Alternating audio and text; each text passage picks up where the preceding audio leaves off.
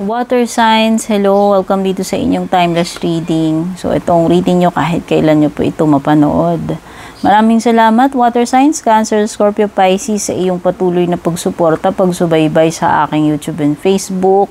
Shoutout sa ating YouTube channel members, sa ating nag-avail ng subscription sa Facebook, pati yung mga nag-avail ng personal readings, nag-iwan ng mga rating recommendations. Maraming salamat. Para sa mga gusto mag-avail, mag-inquire about my reading services, dumiretso po kayo sa aking Facebook page during business hours. No? Doon po kayo mag-message kung balak nyo mag-inquire or mag-avail. Ayan, tignan na natin. Paparating muna sa inyo. Ang paparating sa inyo, Cancer, Scorpio, Pisces. Meron kang garden. Uy, mukhang may kasiyahan, convention, yung gathering, yan, reunions, wherein maraming tao yung mga pupunta rito, magkikita-kita, or may event, di ko alam eh. Pwedeng outdoor, pwedeng wedding, garden wedding man yan, no? O baka merong mga kaganapan, school reunions man yan, family reunions, no? Ayan. Gaganapin sa ibang lugar or outdoor, posibleng garden or isang open space, malawak, no? Pwede may mga flowers, mga puno. Okay, this is also something related to the public.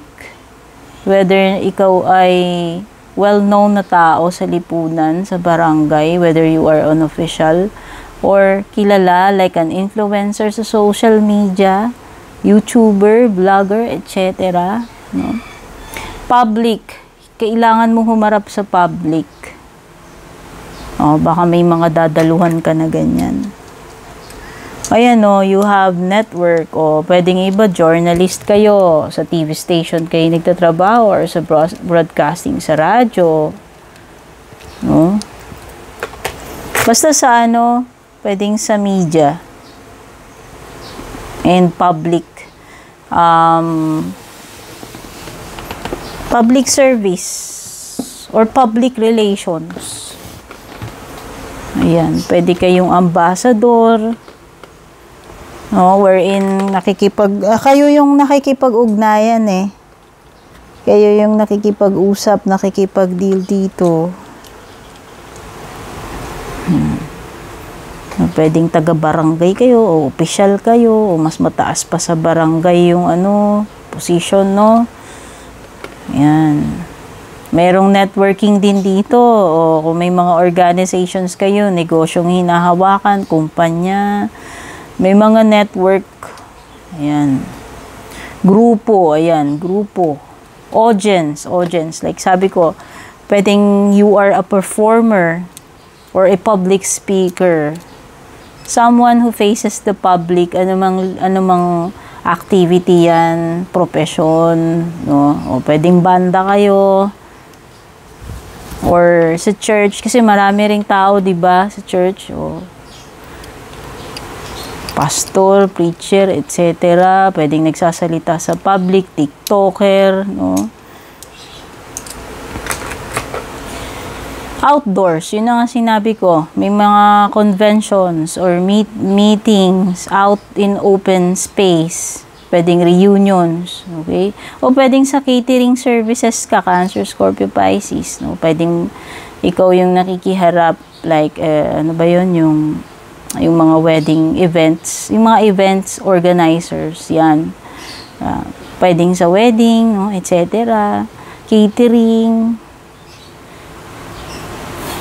Basta you deal with a lot of people, you talk to a lot of people, humaharap ka sa maraming tao. Yun yung nakikita ko dyan na paparating sa'yo. And also, you have here a very challenging card, no? Cross. This is anything na mabigat na pwede mong pasanin kasi paparating pa lang sa'yo. Like duty, yan, alam mo na, mga obligasyon. O bills na mabibigat, nasa sa'yo yung baka ikaw breadwinner, nasa sayo yung duty, yung burden, ayan, burden or big problem. Kasi ito, Ano mang pasanin yan. Pwedeng mabigat na problema yung cross. Iba pag sabi nga nila, pasan mo cross. Pag sinabing ganun yung term, parang may mabigat kang daladala. Whether may mabigat kang problema, pinagdadaanan, responsibilities. Okay, pwedeng this is grief. No, pwedeng iba naka-experience kayo ng loss of family, loved ones o kakilala. Ayan. Anything na mabigat sa kalooban mo anything na mabigat, no? Ayan, it's fated na mangyayari. Pwedeng ending, funerals, no? Anything na mahirap, mabigat. Mabigat dalhin. And merong person dito, kung babae ka, matik lalaki to. Kung lalaki ka, matik babae ito. So, adjust nyo na lang. O, ano man gender ninyo, lahat po tayo ng gender dito, welcome. Okay? Basta, yung counterpart mo, kung sino may katapat mong person, anumang gender ninyo.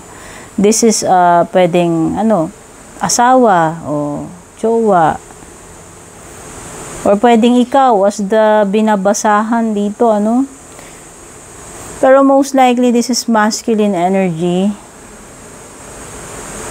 Kumbaga siya yung masculine doon sa dalawa. Pwedeng iba may darating na person or may mabigat na problema or ending or loss about the person na tinutukoy. Wag naman sana,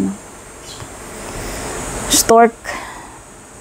Changes ito o baka iba may biyahe kayo by plane, pupunta kayong abroad. Okay, makaka-experience kayo yung iba pwedeng ma-assign sa ibang lugar, mag-migrate. Kasi may paglilipat dito Transitioning, ayan.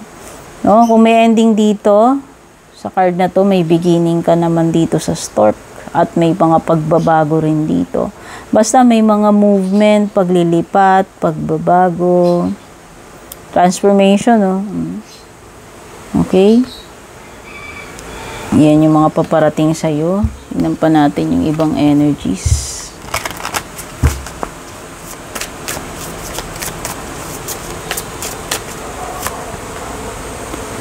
Okay, meron ka ditong Judgment card. Emperor, 7 of Wands. So, may Aries energy. Ayun na nga. So, nakita ko nga dito, merong papasok. Ito. Pwedeng iba may darating na person, relationship. Commitment. This is a confirmation Cancer, Scorpio, Pisces, na this is a good news, this is a blessing, this means yes. Kaya kung naghihintay ka ng kumpirmasyon, kasagutan, ito na yon. Makakatanggap ka, ano man itong matatanggap mo, may blessing na ipagkakaloob sa'yo. Okay? At pwedeng iba, this is a beginning ng something exciting or romantic sa buhay mo. Ayan. May magandang simula. May romantic na simula. Okay? Yung iba, it's a beginning of a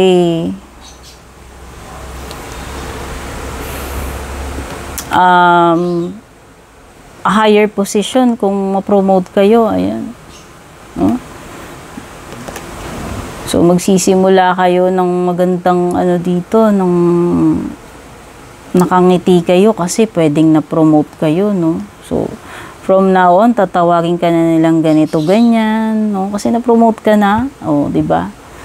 So, yan, pwedeng iba, papasok kayo ng bagong contract. O, kung hindi man commitment o romantic relationship, pwedeng bagong kontrata yan. Blessing nga No? Yung iba magiging tatay na with the Emperor card. This pertains to fatherhood. Start na ng pagiging tatay mo. Ibig sabihin, pwedeng na-pregnant na yung si Mrs. or manganganak na. No? Malapit na. Or nanganak na, kakapanganak. Kasi yan.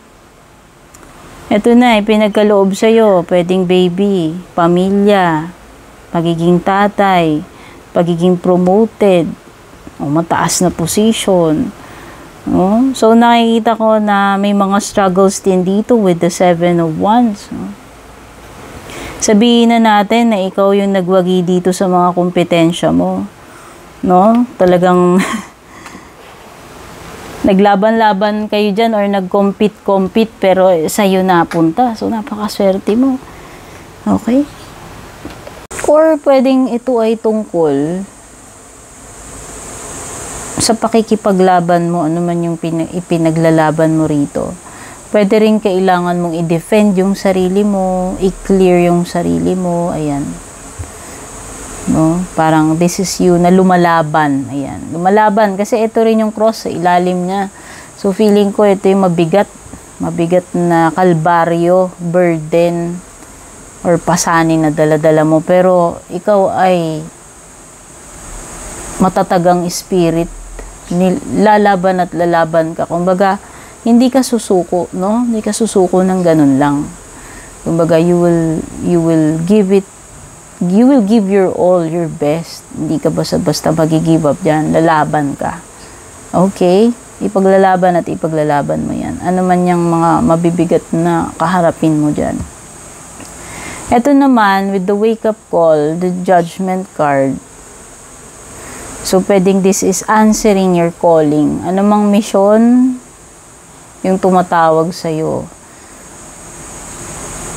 No, kumbaga, ito ay pagtugon. So, this is also an announcement. Baka may mga importanteng announcement, balita, kumpirmasyon, kagaya nung sabi ko ako may hinihintay ka ditong mensahe, confirmation, ito yun.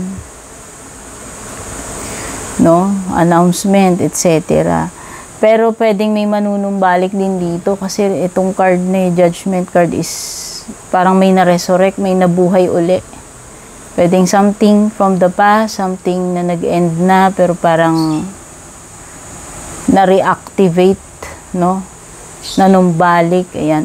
Pwedeng may mga bagay dito na mauungkat uli, na itago na sa baul, pwedeng mga issue, etc. Something na matatagpuan uli. Okay? Or pwedeng actual na phone call to, may tatawag sa'yo. Okay? Or yung mga tipong nagising ka na sa katotohanan, sa matagal mong pagkakatulog, ito yun. No? Wake up call, revelation, ayan. Pwede rin may mga marireveal dito. Kumbaga matatauhan ka dyan sa judgment card na yan. At para sa closing message mo, you have purpose. Ayan na nga yung calling mo, dear. Ayan sinasabi ko. Ayan o. May you discover your true north. Ito na yung calling mo. Tinatawag ka. No?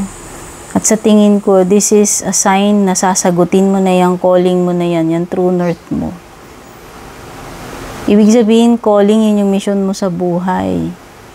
Yun yung purpose mo. Ito yung pinaka-purpose mo. Okay? So, take care and God bless, water signs.